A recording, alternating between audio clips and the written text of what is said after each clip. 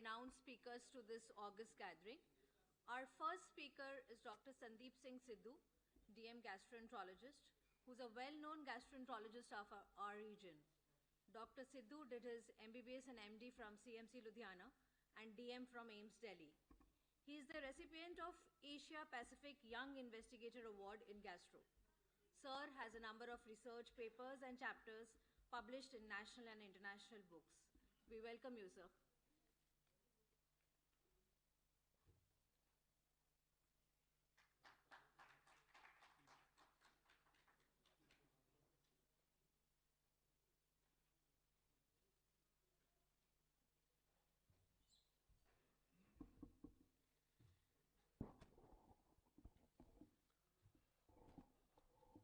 Good morning, my distinguished colleagues. I would begin by thanking the organizers, especially Dr. Daya and Dr. Paul, for inviting me to this August conference. Well, I will be speaking on a subject that is dear to my heart, and it is relatively new and upcoming field, and this is advances in therapeutic interventions in endoscopic ultrasound. First of all, I must share with you that we have three scopes: a radial scope, which is basically for radial scanning, a linear array scope, and a mini EUS scope produced by Lumpus for strictures like esophageal carcinoma for the proper staging. Coming to the therapeutic applications in the mediastinum, we have staging of the non-small cell cancer. For this, we need examination of the aorta, the celiac axis, the left adrenal gland, the subcarinal space, and the aortopulmonary window, along with FNAC. And the sensitivity of this EUS versus CT is very high, 88% versus 57%, and the specificity is 91% versus 82%. The staging of esophageal cancer, the EUS is much more accurate than CT for TNN staging. EUS superior to PET-CT in celiac as well as in peritumoral lymph node staging. The accuracy of EUS FNAC is 87% versus CT, which is 51%. This shows the various stages, various tumor stations or lymph node stations for TN staging for C esophagus. And this just shows a simple view that on the PET-CT we have a lymph node in the subcarinal area, and this is the needle that is performing a fine needle aspiration in the subcarinal area. Now we have a 60-year-old male who is a chronic smoker presenting with cough as well as just a minute, please. He presented with cough, with expectoration, low-grade fever, shortness of breath, and weight loss. The chest CT showed lymphadenopathy as well as a lung mass, and this patient underwent a EUS FNAC and FNAB to stage the disease.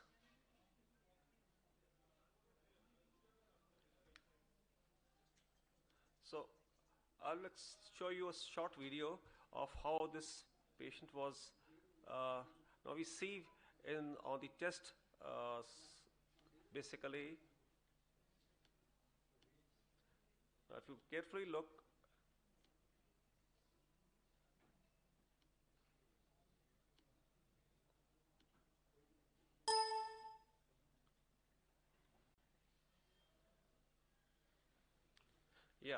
so you can carefully look, you can see the chambers of the heart being very clearly seen, and along with that you have the subcarinal lymph nodes which are present, which are pretty large and heterogeneous, and this needle you can see coming from the right upper corner, and this needle has penetrated the subcarinal lymph nodes to take aspiration in a couple of passes, and therefore we get what is known as ROSE, right on-site diagnosis, by getting an FNAC or an FNAB done.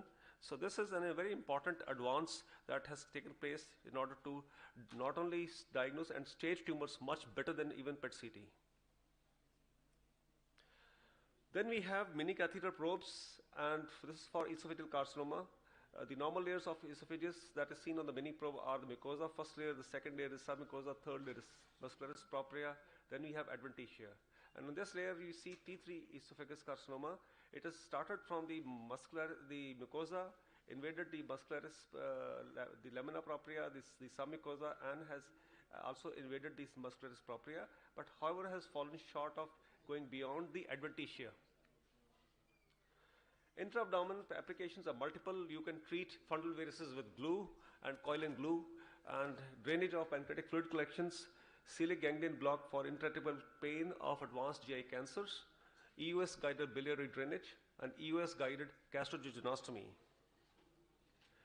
Now this is a endoscopic picture of a gist that was seen in the fundus of a patient, of a 60-year-old female who presented with GI bleed, abdominal pain, and weight loss for almost 1 year.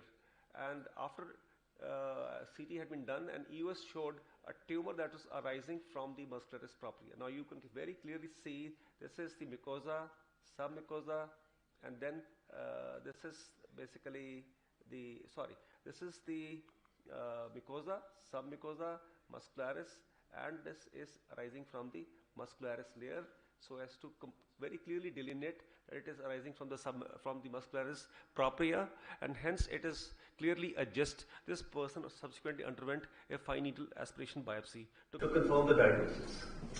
Well, then we have gastric varices, and these gastric varices basically have their origin from short gastric veins, and these veins normally would drain into the splenic vein. But in portal hypertension, what you have is the reverse. Because of the portal hypertension, the splenic vein blood is forced back into the fundal veins, and they then form fundal varices. So now we know that there are some standard modes of treatment of bleeding fundal varices. The classical treatment is by giving tissue glue injection, but rebleeding takes place because of lack of obliteration of deep collaterals. TIPS have been used, but TIPS is less effective for gastric varices than for ischemic varices. Then we have balloon occluded retrograde transvenous obliteration, and new kid on the block is EUS guided coiling followed by glue injection. We inject nested coils 7 to 14 centimeter into 1 centimeter, and followed by cyanoacrylic glue to form a big mass inside these patients. So this is a patient who had a large fundal varix, and when you see this video, you would see that this is a patient whose these are all procedures mostly performed at our center by me. You see this now. You see a coil coming out. Now you can see that coil coming out and into the large submucosal varix, and this coil will fill up the entire varix. After this has been done, the next step will be easily after this will be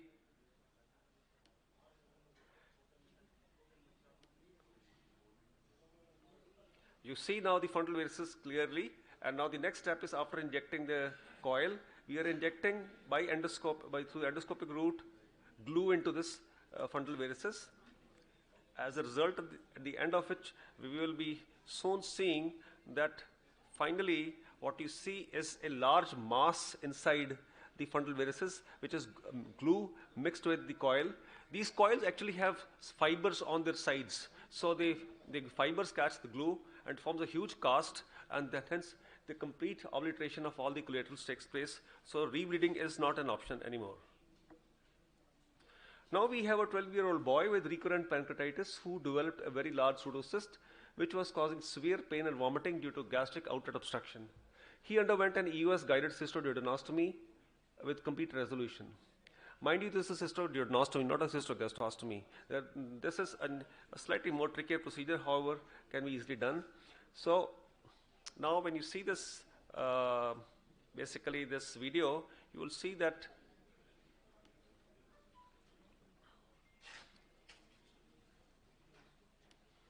this is the cystotome that is used to penetrate the bulge of the, under EUS guidance, the bulge of the pseudocyst in the duodenum. And subsequently, you can see that the aspiration of the fluid has been taken, and this is sent for a amylase lipase. And after this, the next step is that we would be dilating it open with the help of a large CRE balloon up to 10 millimeters,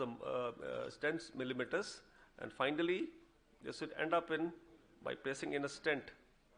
This is a simple pectoral stent and French stent. Usually for simple pseudosis, we do not like to place metallic stents because of the fear of bleeding from those metallic stents. Now we have a 70-year-old female who has advanced CA pancreas presenting with severe epigastric pain, and the treatment is a celiac ganglion block. Traditionally, the celiac ganglion block used to be given by the anesthetists and would have significant complication rates. But now we have a situation where you have a very easy delineation of the celiac artery.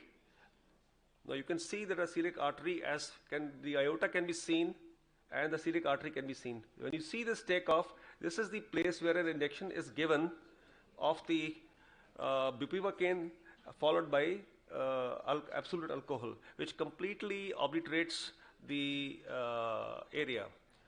Now I'll bring you directly to the point when this procedure is finishing off.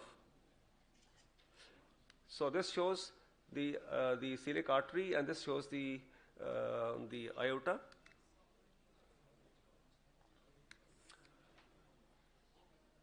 So this is the point when we are about to inject into the junction at the celiac axis take up, where it takes off from the aorta.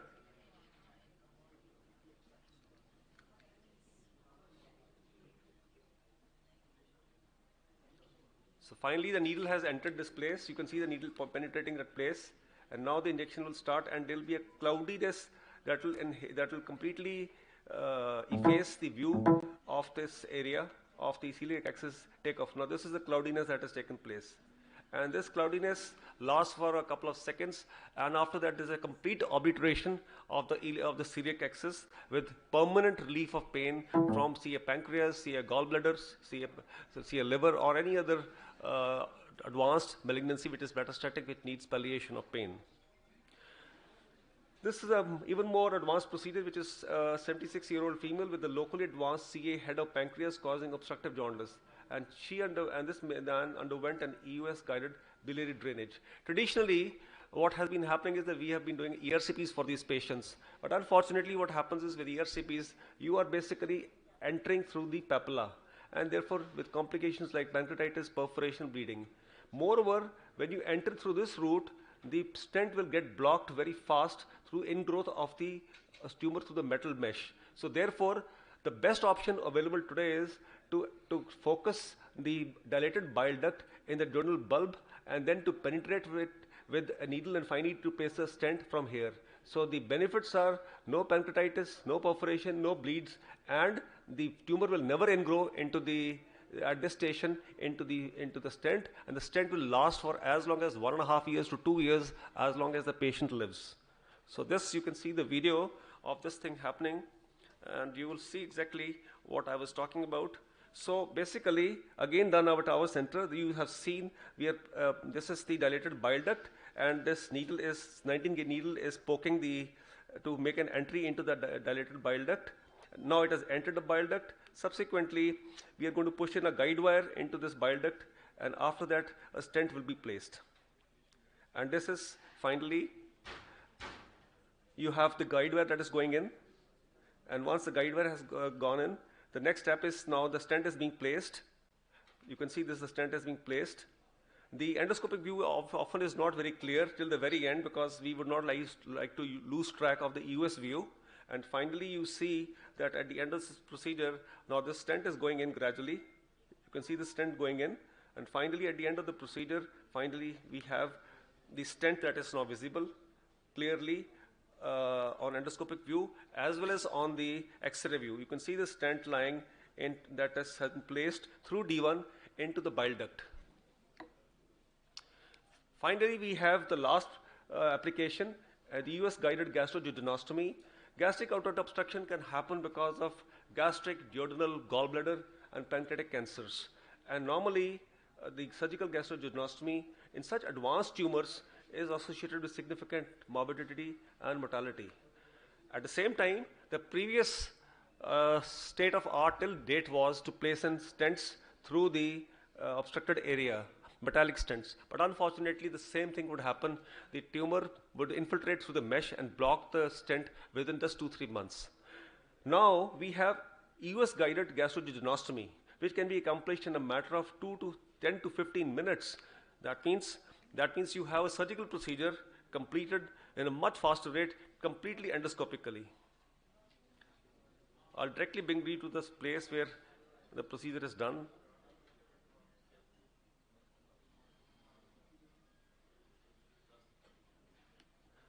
Now, this is the endoscopic view. You see that there is a lot of residue chyme in the stomach lumen, and this scope is now entering into the duodenal bulb, where you see that this area is basically blocked completely. There's a lumen that is narrowed out, and through this narrowed out lumen, you have to, only option is to place in a stent. But in this case, we are doing something else. We are not going through this. We have directly punctured with a 19-gauge needle into and placed in a stent. A lumen opposing stent has been placed into the jejunum, and this is coming out through the stomach, through the greater curvature. So we have a lumen opposing stent, which is known as a hot axis stent, where you have the stent lying with the two flanges, one in the proximal jejunum and one in the greater curvature of the stomach.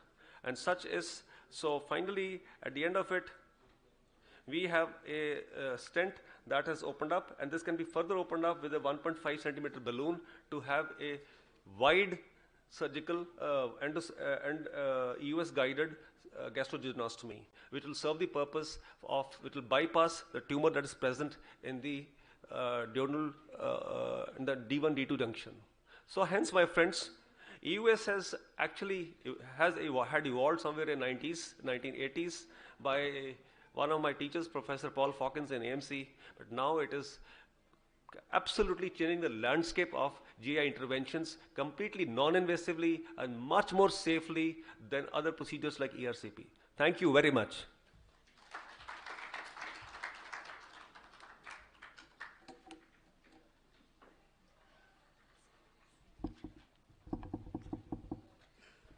Thank you, Dr. Sidhu, for your wonderful deliberation. It was a very informative talk. We acknowledge your presence, sir.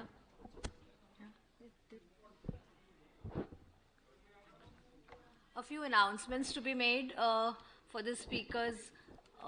There is going to be a short bell at 12 minutes and a long bell at 15 minutes. So it would be really nice if we could all stick to our time. And there is no question answer session.